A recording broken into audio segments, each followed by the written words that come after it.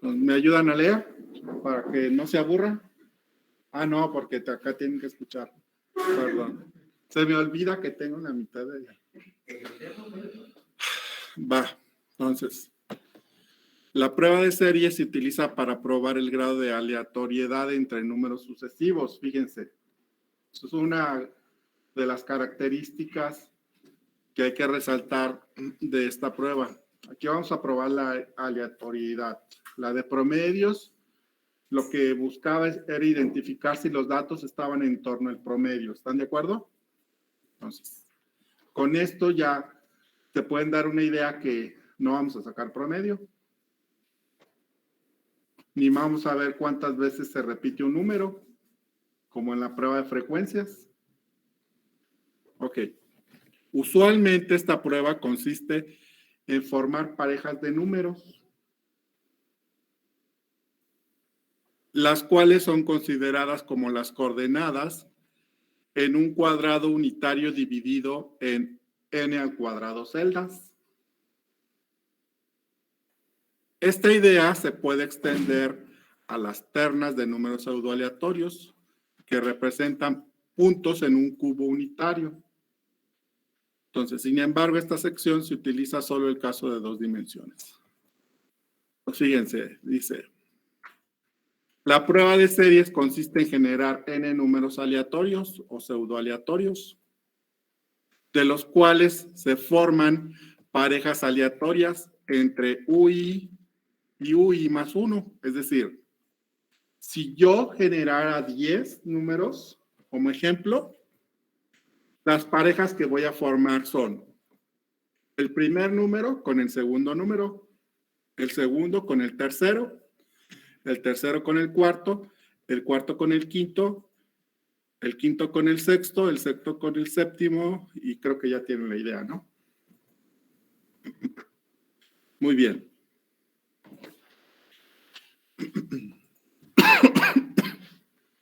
Enseguida se determina la celda a la que pertenece cada pareja ordenada. Pues para eso hay que irnos a esa tablita o figura. Allí la tienen en pantalla. ¿Se acuerdan que nos hablaba de que esas parejas se las pueden imaginar como un plano cartesiano, en donde la parte de abajo son los primeros números de las parejas, en el eje de las X, y en el eje de las 10 son los segundos números en las parejas? Y cuando dice que vamos a ubicarlo en un cuadrado, pues se refiere a ubicar en qué cuadrito de los que están allí. ¿Se entiende cómo se forman esos cuadritos? ¿Sí? Espero que sí.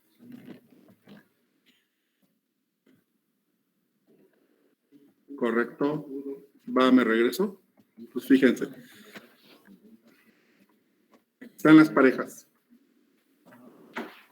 Entonces, lo que voy a hacer, dividirlo en cuadritos, significa que voy a definir unas regiones que van de 0, aquí está el origen, hasta 1. Y yo digo, por ejemplo, voy a formar 10 cuadritos en las filas y en las columnas. ¿Sí? Entonces, voy a tener que hasta aquí va a llegar el valor de punto 1, hasta aquí el punto 2, hasta aquí el punto 3, y aquí es el 1, como ya dije previamente. Y acá lo mismo, punto 1, punto 2, punto 3, hasta 1. Las parejas de números, lo que voy a ubicar es en qué cuadrito de estos cae. Por ejemplo, si el primer número tuviera como primer elemento 0.05, estaría en este segmento. ¿Están de acuerdo?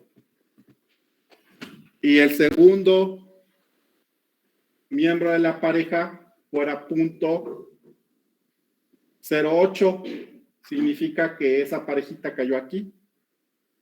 ¿De acuerdo? Entonces aquí le digo, tengo un número, o mejor dicho, tengo una frecuencia, una pareja en este cuadrito. Y voy a hacer lo mismo con las demás parejas. Y lo que voy a tener es que en cada uno de estos cuadritos voy a identificar cuántas veces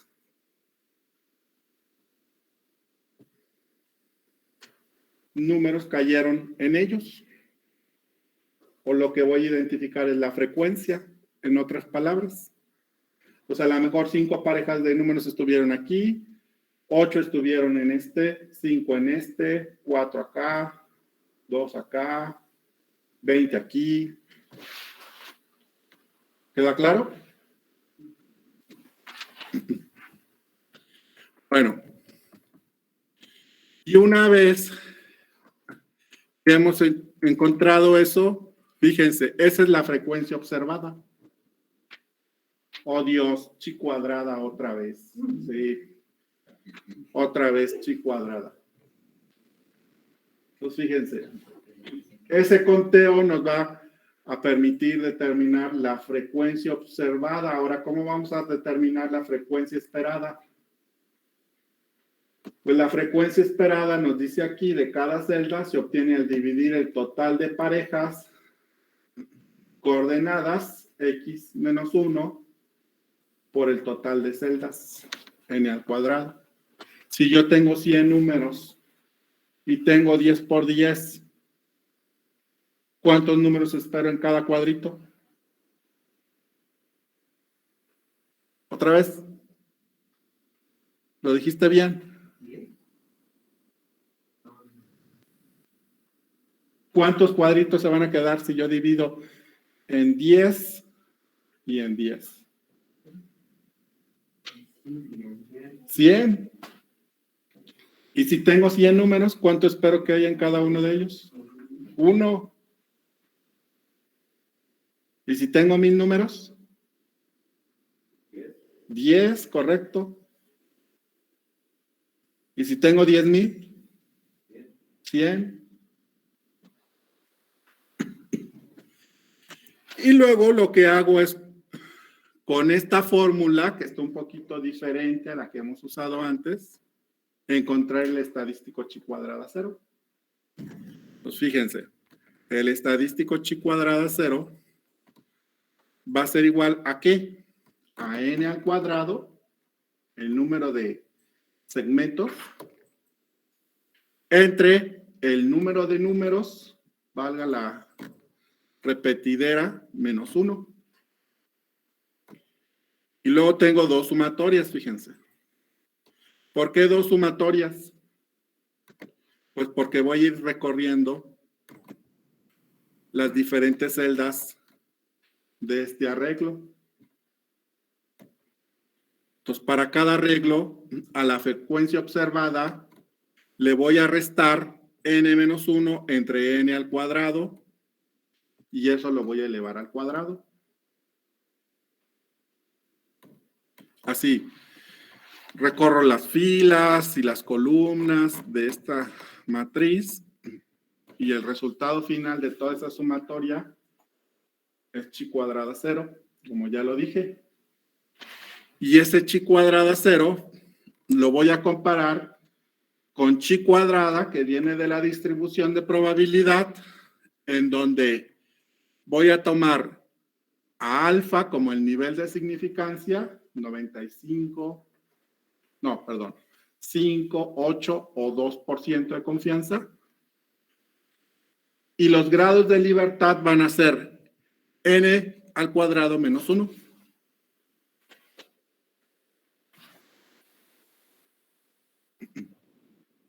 Y si el número chi cuadrada 0 resulta ser menor que el valor chi cuadrada, entonces mi hipótesis nula se confirma.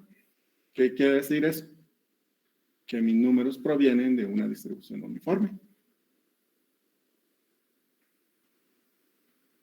En otras palabras, los números son lo suficientemente aleatorios para ser considerados como uniformes.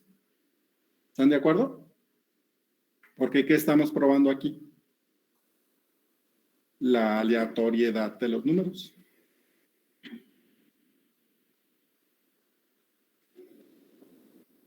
¿Dudas? Los que están en casa.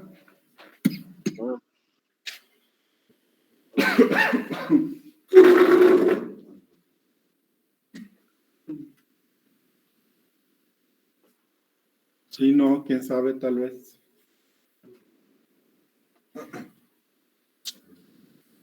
Despierten, despierten.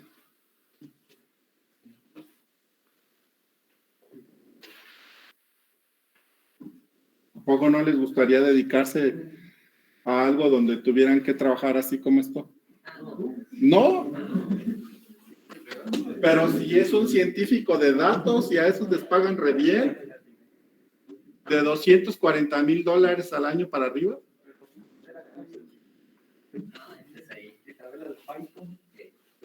Claro.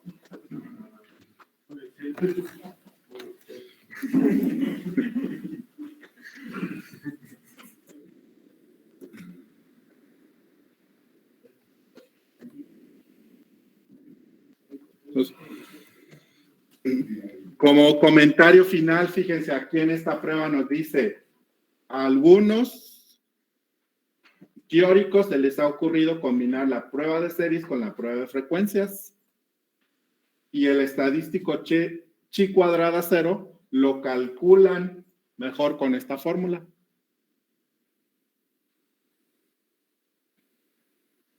¿Sí ven qué hicieron? ¿Alguien me dice qué hicieron?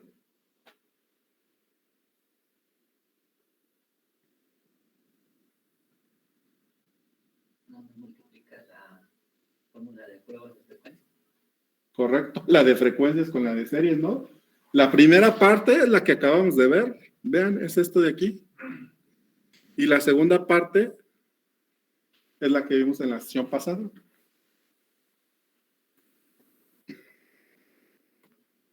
Y ya, nada más aquí hay una pequeña diferencia de los grados de libertad. Y pues bueno, allí viene el ejemplo. Pues por si alguien no tenía claro cómo se va a calcular la frecuencia observada, allí está, puesta en esa pequeña figura. Eso es lo que queremos hacer con las parejas de números. Ese es el objetivo de formar las parejas. Contar e identificar los valores que van en cada uno de los cuadritos que están ahí.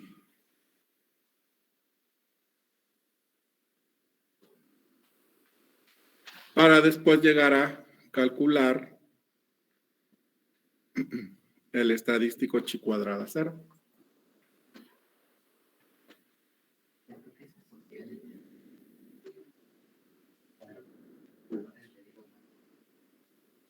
¿Cuál fórmula están aplicando allí?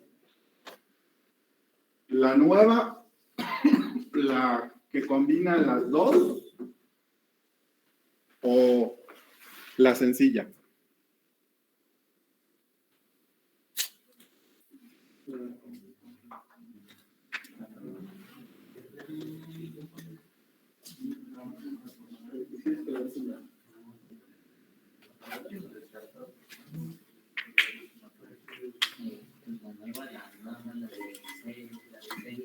La de la prueba de series nada más. No está ahí la de frecuencias.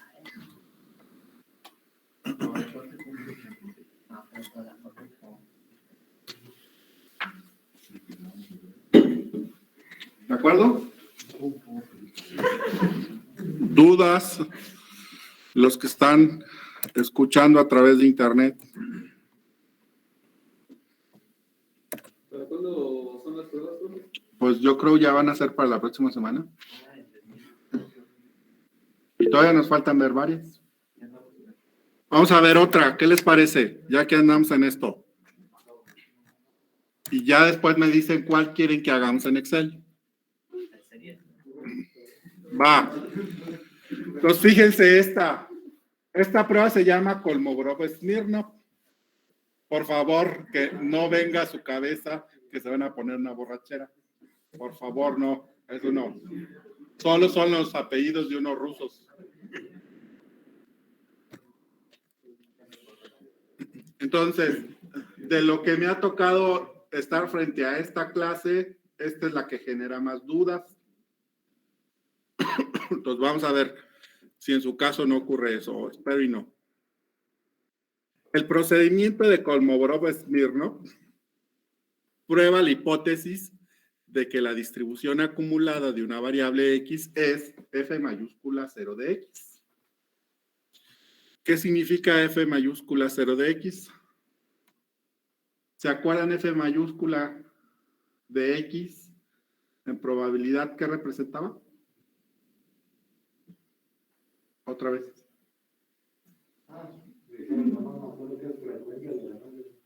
La frecuencia acumulada. ¿Sí? Entonces, aquí está el alma y el corazón de esta prueba. Lo que queremos es probar la hipótesis de que una muestra de tamaño n es obtenida de una distribución continua f de x.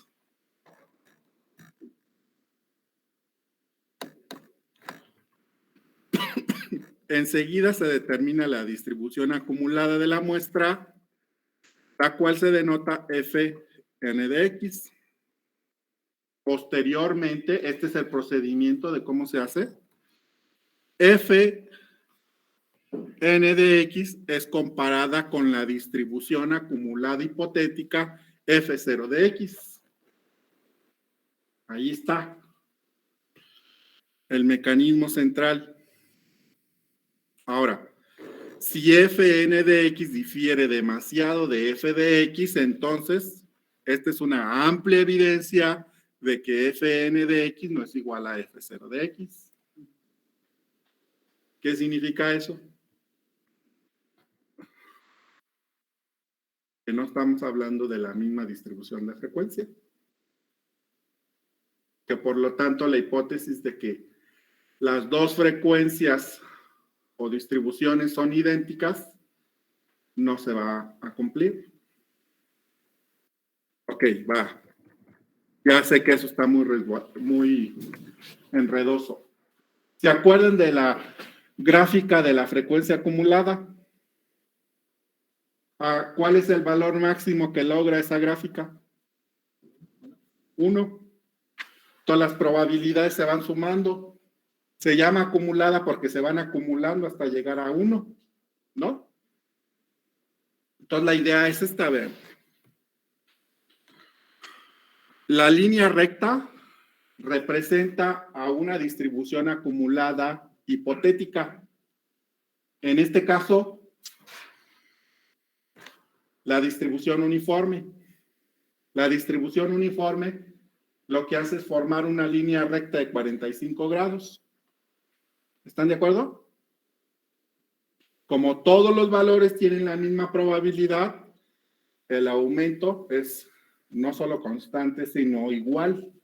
Mientras vayas avanzando en el eje de las X, vas avanzando en la misma proporción en el eje de las Y. Entonces formas esa línea recta que se ve allí, tras bambalinas.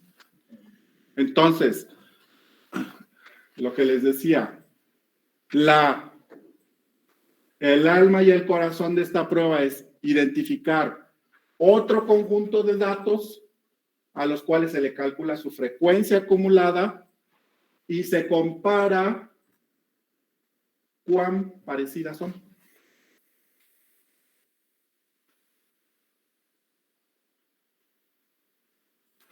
La segunda línea que se ve allí, que sube y baja, que sube y baja, que sube y baja, sería esa segunda distribución de frecuencia. Entonces, como no sabemos,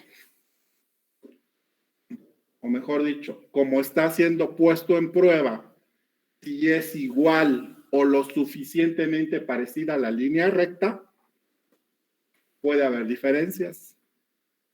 Y esas diferencias son las que van a manifestar si estas dos son iguales. Si yo me voy recorriendo la curva, voy a identificar los lugares en donde las diferencias sean más significativas, más grandes, pues. Y ubico el lugar donde la diferencia sea más grande. Y ese lugar me va a decir Si la diferencia es tan importante que nosotros podemos afirmar que la una no se parece nada a la otra.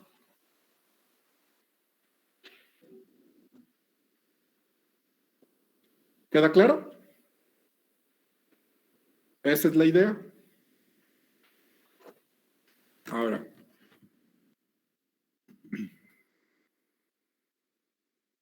¿cuál es el procedimiento puesto en pasos para describir la prueba? Aquí está.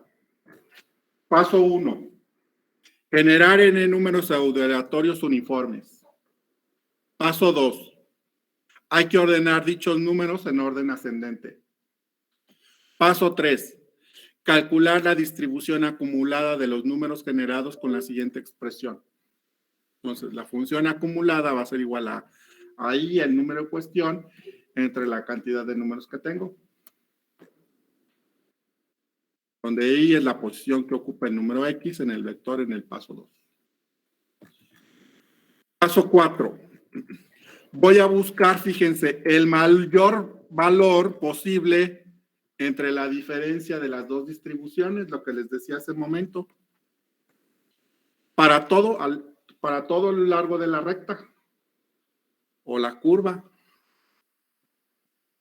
¿Sí? Voy a ir restando hasta encontrar el más grande. Y cuando encuentre el más grande, lo que va a determinar si la diferencia es lo suficientemente significativa es esto que está aquí. dn tiene que ser menor que dn minúscula con alfa como nivel de significancia y n, válgame Dios. Eso lo confirmamos. Creo que era n-1 grados de libertad. Pues fíjense. No se puede rechazar la hipótesis de que los números generados provienen de la distribución uniforme. Acá viene el ejemplo. Esta es una tablita no de ejemplo, sino de lo que se llama la distribución que nos menciona allí, D. Entonces, alfa son los grados de libertad. ¿No, verdad? ¿Qué es alfa? El nivel de significancia. Están dormidos. Y luego acá están el tamaño de la muestra, fíjense. O lo que podemos llamar como los grados de libertad. Y esos son los valores que yo voy a ir ubicando.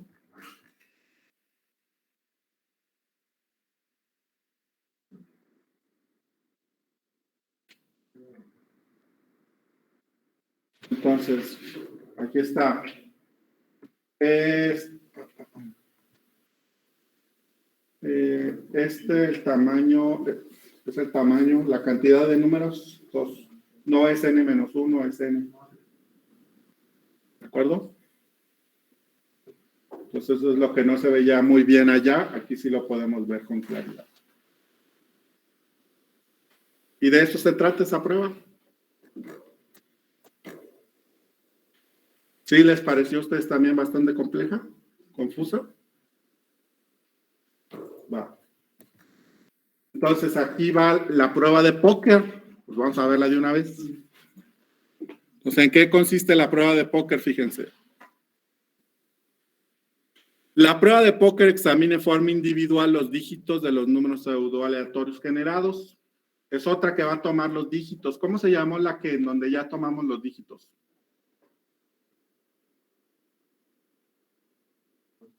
La de distancia, correcto. Una de las dos de distancia. Entonces, la forma como esta prueba se realiza es tomando 5 dígitos a la vez. Entonces, vamos a generar números de 5 dígitos. Y vamos a clasificarlos. Y en esos 5 dígitos hay un par, hay 2 pares, hay una tercia, hay un póker, una quintilla y un full. O si todos son diferentes. Si han jugado póker, ¿no? ¿Saben qué es una quintilla? ¿Qué es una quintilla? Correcto. ¿Y cómo es un full?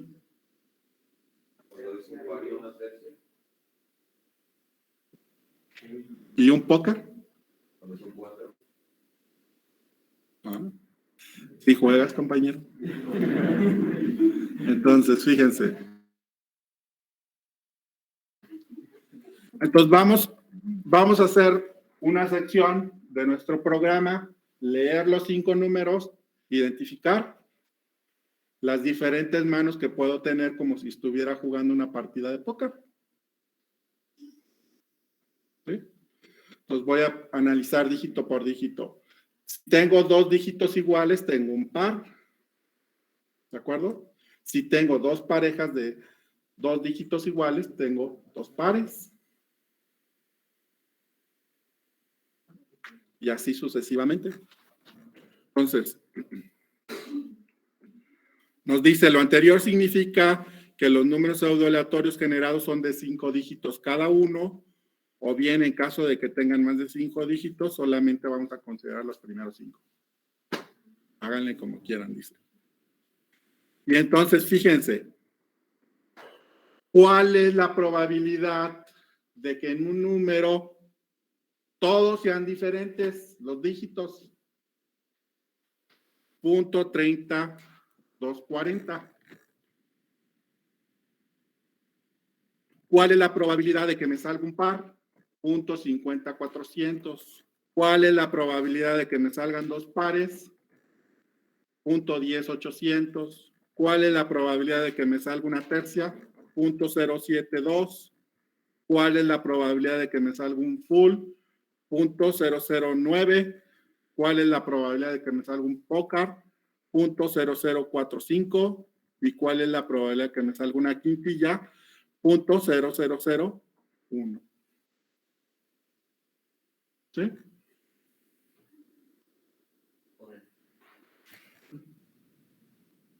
Pues adivinen qué se va a calcular. Ay, si tenemos frecuencias. Otra vez chi cuadrada. ¿No? Entonces, adivinen qué tenemos que hacer. ¿Cómo se va a calcular la frecuencia observada?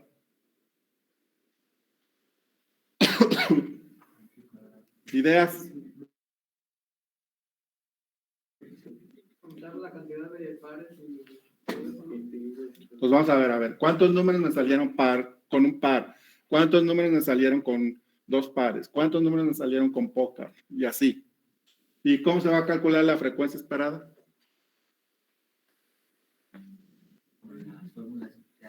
Con las probabilidades de antes. Si tengo 100 números, ¿cuál es la probabilidad de que me salga un par en esos 100 números? Pues yo espero que la mitad de ellos.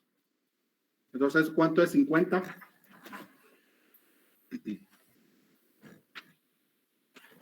Y pues ahí, se la llevan.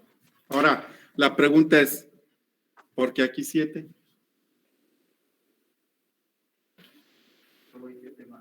Siete manos diferentes que nos pueden salir, exacto. De ahí viene. Y luego adivinen, ¿qué va a pasar? ¿Cuál es la pregunta que nos va a ayudar a determinar si los números pasan la prueba de póker?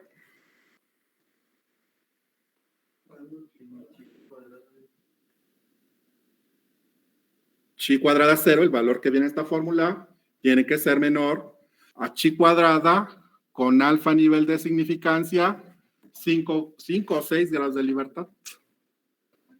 Con eso que los números están bien chiquitos aquí, ¿ustedes de qué cara le ven? ¿5 o 6?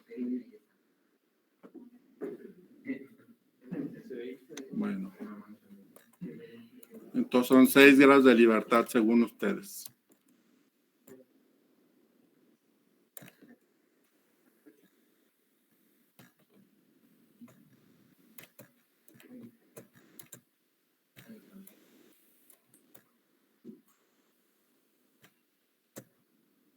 ¿Ya? ¿Listo? Así, esa es la prueba de póker.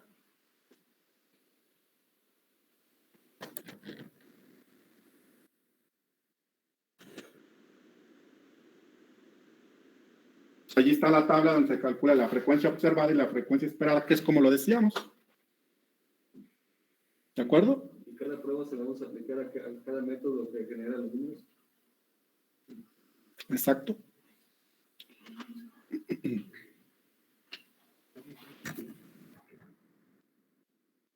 Todavía hay más pruebas. Faltan las pruebas de corridas. Bueno, allí vamos a hacer una pausa. Entonces, fíjense. Ya les compartí en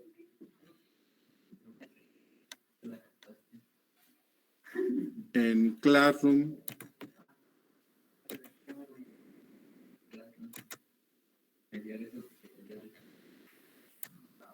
la presentación que van a tener que hacer.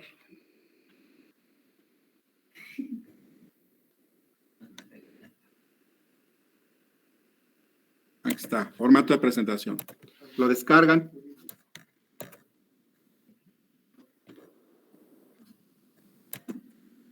¿Cómo se descarga? ¿Alguien sabe cómo se descarga? Ahí está. No, pero lo quiero como PowerPoint. ¿Es aquí? Nueva ventana. Y luego deja de descargarlo. Oh, gracias.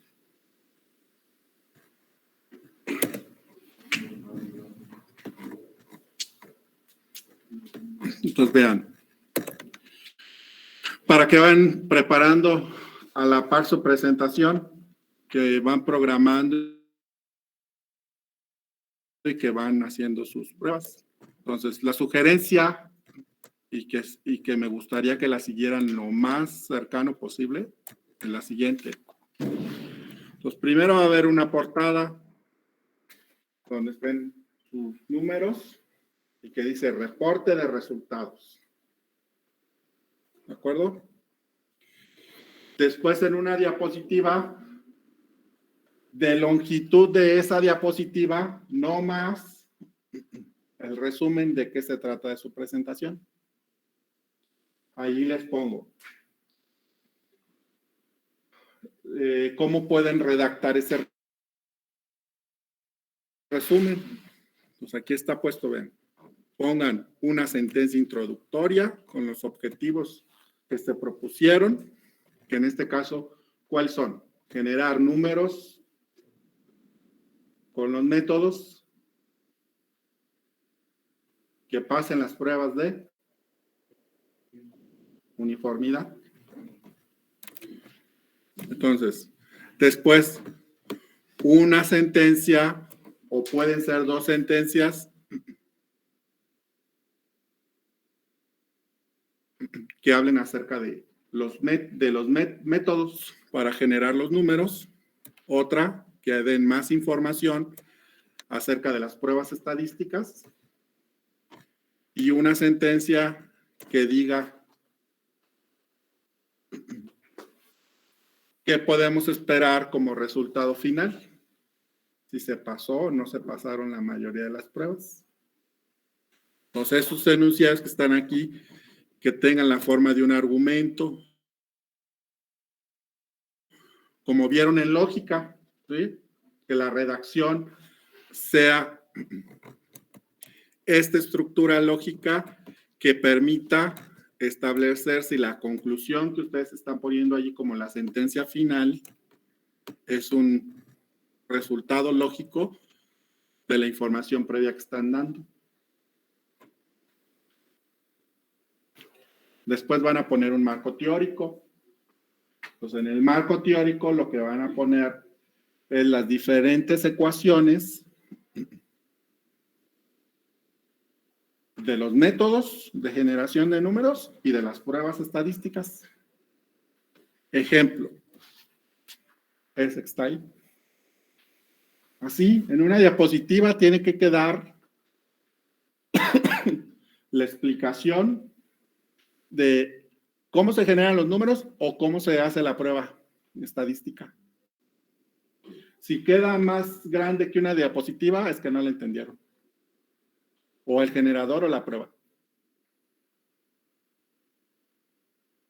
Entonces, en el libro viene hasta de varias páginas, porque da información para ir entendiendo. Aquí solamente van a estar los planteamientos.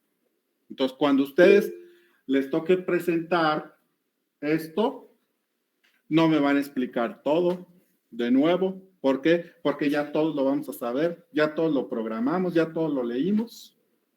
Entonces, no tienen que irse a explicar con lujo de detalle lo que significa cada uno de ellos. Su audiencia es alguien que ya sabe esto. ¿Queda claro? ¿Qué le va a interesar a su audiencia? Bueno, el método es este, si quieren hasta lo pueden copiar.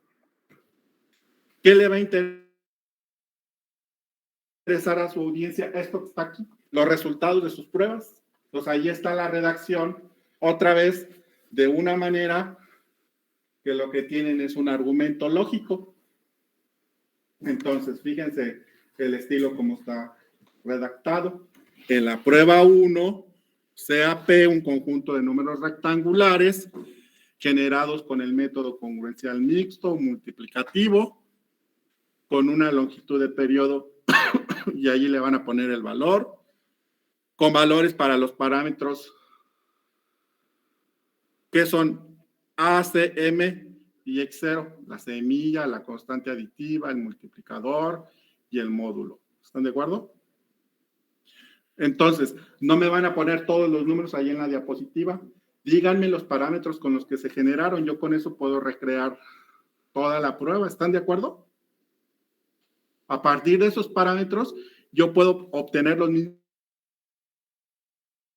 números que ustedes. No necesito ni siquiera que me pasen el archivo con los datos de las pruebas. Ahora, sobre esos números se obtienen los resultados en la prueba de uniformidad y ahí van a poner el nombre de la prueba. Pues mi primera prueba es la prueba de promedios.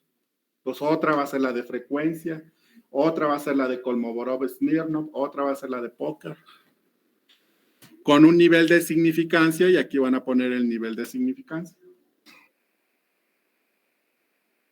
5%, 8%, 2%. Y entonces a partir de ahora van a empezar a decir, bueno, aquí van a decir, para el caso de la prueba de promedios, tengo como un estadístico la media.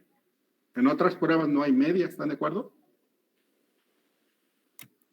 Tengo un Z0 y tengo un Z.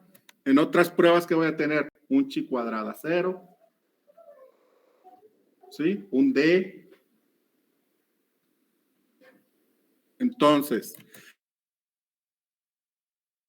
dado que Z0, bueno, el valor absoluto de Z0 es menor que Z0, se concluye que la hipótesis H0 sobre P no se puede rechazar. Parece que están leyendo un libro de lógica o de estadística.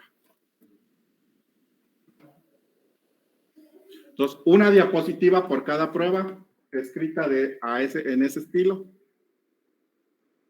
¿Sí? Después hacen una tabla resumen, como la que está ahí.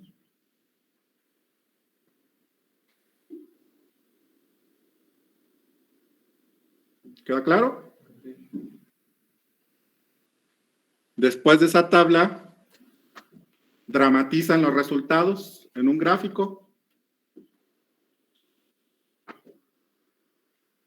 Y la conclusión final o discusión final, ¿qué va a ser?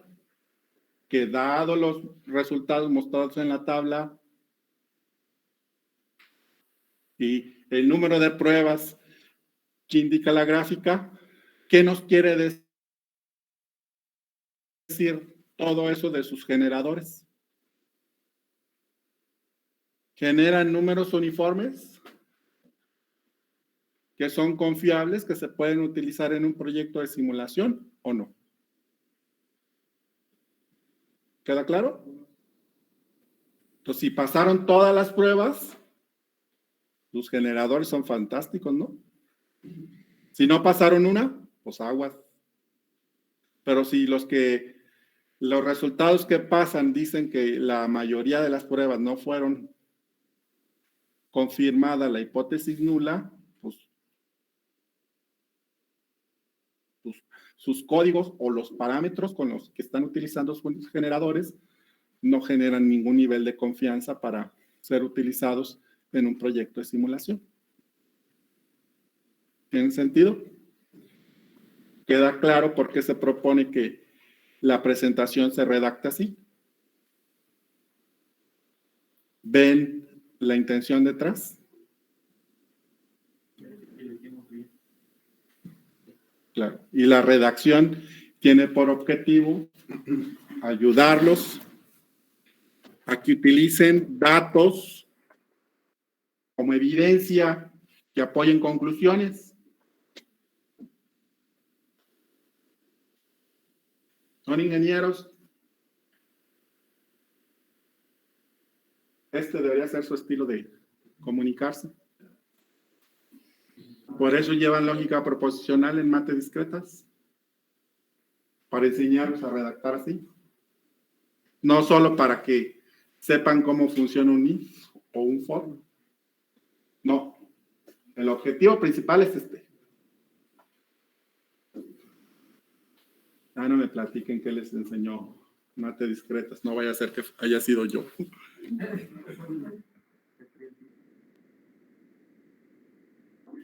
Va.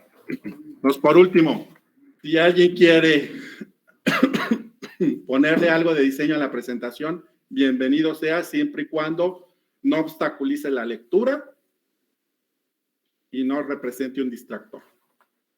Porque luego ponen colores o figuras de fondo que hacen que las letras no se puedan leer.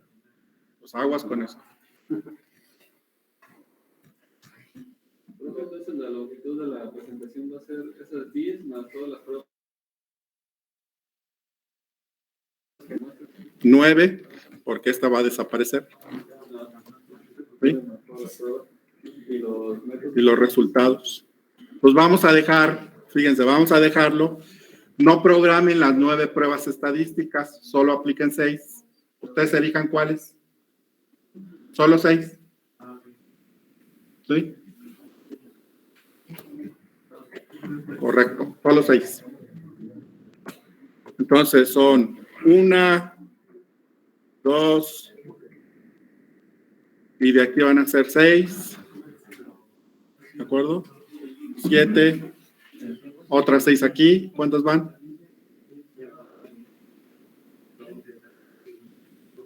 Y súmale 1, y súmale 1, y súmale 1.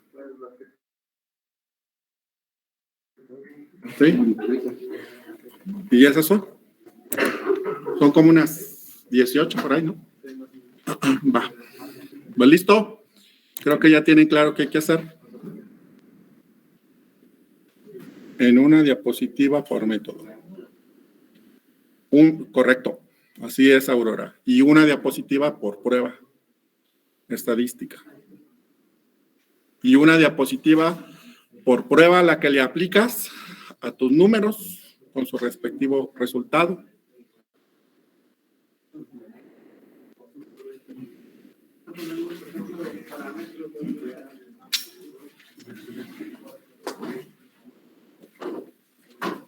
¿Sale? ¿Listo?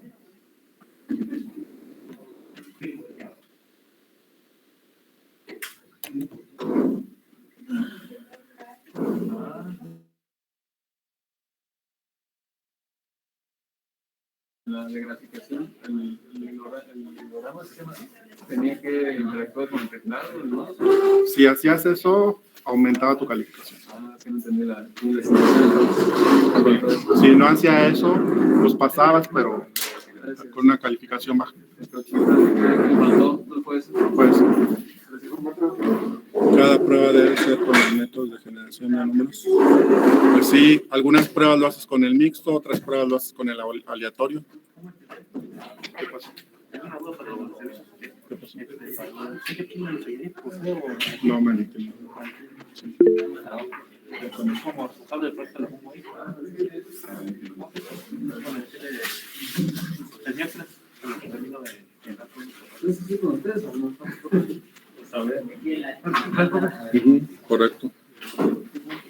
Pues sí, ahí los alternas, Aurora. Por ejemplo, puedes decir, no, la prueba de series se la voy a aplicar al congruencial mixto. La de póker al multiplicativo. Y así.